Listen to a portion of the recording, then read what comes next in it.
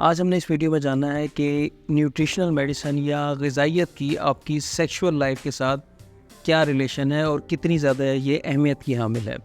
अस्सलाम वालेकुम, welcome to euro talks with doctor Haris. मेरा नाम डॉक्टर मोहम्मद सिद्दीक हारिस है और मैं एक कंसल्टेंट यूरोलॉजिस्ट हूँ।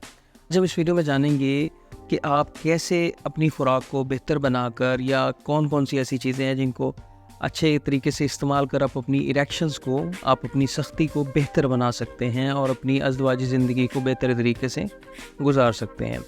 ये जो खुराक है ख़ास तौर पर ये आपके टेस्टोस्टेरोन को इम्प्रूव करेगी, आपकी बॉडी के अंदर नाइट्रिक ऑक्साइड की जो प्रोडक्शन है उसको इम्प्रूव करेगी और आपकी रगों के अंदर होने वाली जो चर्बी इकट्ठी हो जाती है जिसको एथेरोस्क्लेरोसिस बोलते हैं, इसको कम करेगी। मीनिंग बाय कि ये तीनों चीज़ें जब आपकी बॉडी में होती हैं तो अल्टीमेटली आपकी जो इरेक्शन है, आपकी सेक्सुअल परफॉर्मेंस है, वो बहुत ज़्यादा बेहतर साबित होती है। आजकल ऑनलाइन का ज़माना है और बड़े अच्छे तरीके से, बड़ी आसानी से आपको ऑनलाइन जो है वो चार्ट मिल जाते हैं, कैलकुलेटर्स मिल जाते हैं जिसमें आप अपनी BMR को कैलकुलेट कर सकते हैं। अगर आपको अपना वज़न मालूम है, अपनी हाइट, एज, ये चीज़ें उसके अंदर डालकर आप अपना BMR कैलकुलेट कर सकते हैं और आपकी जो रोज़ाना की जितनी एनर्जी या कैलोरी आपको चाहिए उसको आप अच्छे तरीके से कैलकुलेट कर सकते हैं। फर्दर फिर लेटर ऑन हम उसको देखेंगे कि आप अपनी कितनी उन चीज़ों के अंदर कौन कौन सी चीज़ें इस्तेमाल करके अपनी कैलोरी इनटेक को प्रॉपर तरीके से पूरा रख सकते हैं। जब भी आप बहुत ज़्यादा खाते हैं तो उस सूरत के अंदर, ओवर ईटिंग के अंदर, आपकी बॉडी के अंदर एक्स्ट्रा फैट जमा होने लग जाती है जो आपकी टेस्टोस्टेरोन की बहुत बड़ी दुश्मन होती है।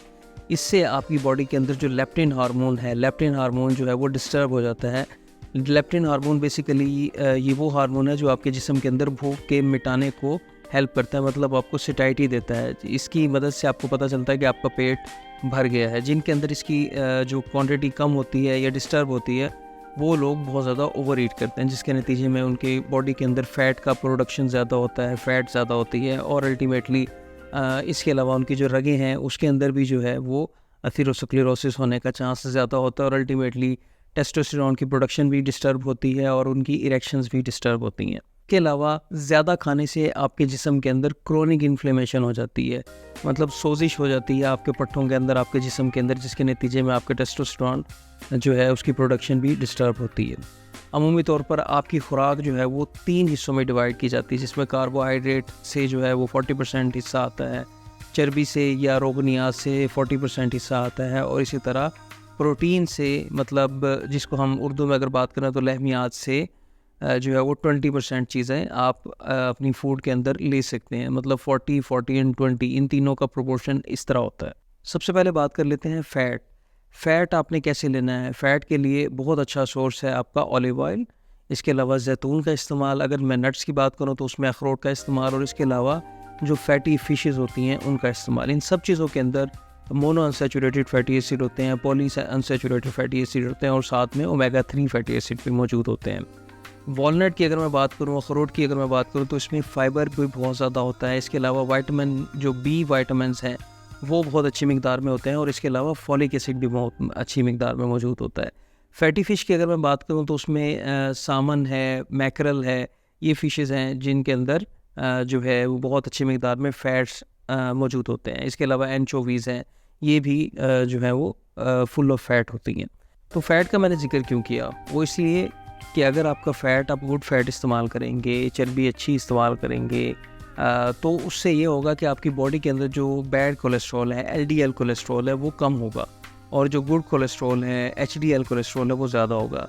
इसकी वजह से आपकी जो आर्टरीज़ हैं, जो रगें हैं, उसके अंदर कम से कम क्लॉट बनेंगे, क्लॉगिंग नहीं होगी, रुकावट नहीं होगी और उनके अंदर खून का बहाव अच्छा होगा और अल्टीमेटली आपकी इरेक्शन भी बहुत ज़्यादा अच्छी साबित होगी। और इन फैटी फ़िशेज़ के इस्तेमाल से ये देखने में आया है कि आपकी जो नाइट्रिक ऑक्साइड की प्रोडक्शन है वो 43% तक इंक्रीज़ हो सकती है, जिसके नतीजे में आपकी इरेक्शन बहुत अच्छी साबित होती है। अलावा अगर मैं कार्बोहाइड्रेट्स की बात करूँ तो कार्बोहाइड्रेट्स की जो मिकदार है जो आप ले सकते हैं खुराक में, वो अमूमी तौर पर आप ले सकते हैं लेटस के इस्तेमाल से, मतलब सलाद के पत्तों के इस्तेमाल से, गोभी के इस्तेमाल से, इसके अलावा दालों के इस्तेमाल से और इसके अलावा होल ग्रेन के इस्तेमाल से। होल ग्रेन के अंदर आपकी गंदम भी आ जाती है, जो भी आ जाती है, ओट मील्स भी आ जाते हैं, सीरियल्स भी आ जाते हैं।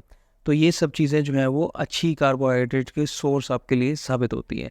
इसके अलावा आप रोज़मर्रा की जो हम स्पाइसेस यूज़ करते हैं, हर्ब्स यूज़ करते हैं, जिसके अंदर दालचीनी शामिल है, काली मिर्च शामिल है, इसके अलावा पार्सले शामिल है और ओरिगेनो और रोज़मेरी वगैरह शामिल है। तो इन सब चीज़ों का भी बहुत अच्छा इफ़ेक्ट जो है वो आपकी इरेक्शन के लिए साबित होता है।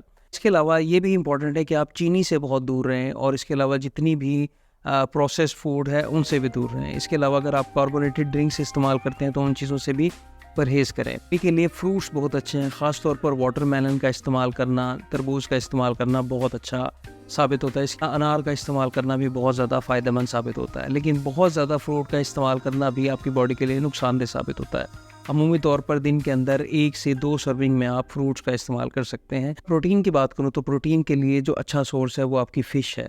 फ़िश के अलावा पोल्ट्री दूसरे नंबर पे है। पोल्ट्री के इस्तेमाल से मतलब चिकन के इस्तेमाल से आप प्रोटीन की इनटेक को बेहतर रख सकते हैं। इसके अलावा दही का इस्तेमाल, अंडों का इस्तेमाल, दालों का इस्तेमाल और इसी तरह अनाज का इस्तेमाल, ये सब चीज़ें जो हैं आपकी बॉडी के अंदर अच्छे तरीके से आपकी जो प्रोटीन का आपका लेवल है, प्रोटीन की आपकी रिक्वायरमेंट है, उसको बेहतर रख सकती हैं। ये भी नोटिसेबल बात है कि गोश्त का इस्तेमाल आपने देखा होगा कि मैंने इतना ज़्यादा उस पे इतना ज़ोर नहीं दिया।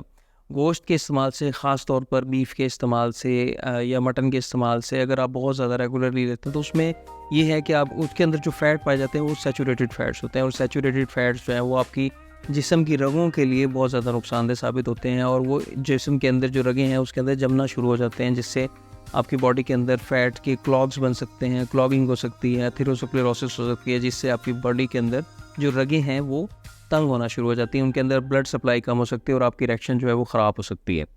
इसके अलावा जो प्रोसेस्ड मीट है, जो डब्बे में मिलता है, जो स्टोर्ड फूड होती है, बेसिकली गोश्त होता है, वो आपने बिल्कुल इस्तेमाल नहीं करना, उसके बहुत ज़्यादा नुकसान होते हैं और इसके अंदर जो है एडिटिव्स जो होते हैं बेसिकली वो कार्सिनोजेनिक भी हो सकते हैं, मतलब कैंसर भी करा सकते हैं। इसके अलावा अगर आपने गोश्त लेना ही है तो हफ्ते में कम से कम 1 दफ़ा आप इस्तेमाल करें और उसको भी जो है मुतदल मिकदार में इस्तेमाल करें। इनसे ये साबित हुआ कि आपकी बॉडी के अंदर हर चीज़ का खुराक का एक पैटर्न होता है, हर आपने अपनी खुराक को अच्छे तरीके से प्रॉपर मेंटेन रखना है। ऐसा नहीं हो सकता कि आप एक किस्म की खुराक खाएं और आपके अंदर जो है वो इरेक्शन बहुत अच्छे तरीके से आना शुरू हो जाएं। मतलब आप एक जगह तो आप वाटरमेलन का इस्तेमाल कर रहे हैं और दूसरी जगह आप बहुत ज़्यादा परहेज़ी भी कर रहे हैं, ऑयली फूड्स भी खा रहे हैं, मीठा भी बहुत ज़्यादा इस्तेमाल करते हैं। तो ऐसी सूरत के अंदर जो आपको जो बेनिफिट है, जो आपकी खुराक है, जो आपको बेनिफिट देगी, तो ये देखने में ऐसा नहीं आएगा बिल्कुल भी, क्योंकि दोनों खुराक का आपस में इंटरेक्शन होता है। जैसे किसी एक खुराक के ऊपर कभी भी तवज्जो नहीं देनी, आपने ओवरऑल अपनी जो डाइट है उसको अच्छे तरीके से मेंटेन रखना है। अगर आपकी डाइट प्रॉपर अच्छे तरीके से मेंटेन होगी, उसमें हेल्दी चीज़ें इंक्लूडेड होंगी, तो आप नोट करेंगे कि आपकी इरेक्शन जो है वो पहले से बहुत अच्छी मेंटेन हो रही है और पहले से बहुत ज़्यादा अच्छे तरीके से आपको इरेक्शन फील होती है। मैं बात करूँ आपने खुराक अपनी कैसे सेट करनी है, तो सबसे ज़्यादा इस्तेमाल जो है वो बेस लाइन पर अगर हम बात करें तो डेली और सबसे ज़्यादा इस्तेमाल दालों का इस्तेमाल है, होल ग्रेन का इस्तेमाल है, इसके अलावा वेजिटेबल्स का इस्तेमाल है, ये सबसे ज़्यादा अच्छे तरीके से आपने इस्तेमाल करना है। दूध का इस्तेमाल है। तो अगर हम बात करें फ़िश की, अंडों की, तो ये हम स्मॉल अमाउंट के अंदर डेली इस्तेमाल कर सकते हैं। और इसके अलावा अगर हम बात करें मटन का इस्तेमाल है और बीफ का इस्तेमाल है, इस तरह के गोश्त जो हैं वो हम हफ्ते में एक आधी दफ़ा खा सकते हैं और लिमिटेड अमाउंट में हमें खाना चाहिए। मीनवाइल इन सब चीज़ों को मद्देनज़र रखते हुए हमें अपनी लाइफ़स्टाइल को बहुत अच्छे तरीके से मॉनिटर करना चाहिए। अपना लाइफ़स्टाइल बेहतर रखें। अगर आपको कोमॉर्बिडिटीज़ हैं, मतलब आपको शुगर है तो उसको कंट्रोल करें, आपको लिपिड अगर आपके ज़्यादा हैं तो उसको कंट्रोल करें, एक्सरसाइज लाजमी करें, स्मोकिंग से जान छुड़ाएँ, अल्कोहल से जान छुड़ाएँ अगर आप खुदा न खास्ता शराब नोशी करते हैं, और एक अच्छी प्रॉपर नींद लें ताकि आपके जो जिस्म के हार्मोन्स हैं वो भी नॉर्मल रह सकें। ये सब चीज़ें जब एक साथ होंगी तो आपकी बॉडी के ऊपर बहुत ज़्यादा पॉजिटिव असरात होंगे और इंशाल्लाह आपकी जो इरेक्शंस हैं वो पहले से बहुत ज़्यादा अच्छे तरीके से आपको महसूस होगी और आपकी जो अज़वाजी ज़िंदगी है वो पहले से कहीं ज़्यादा बेहतर होगी। अपना बहुत ख्याल रखें। वीडियो को लाजमी लाइक करें, ज़्यादा से ज़्यादा शेयर करें। अल्लाह हाफिज़।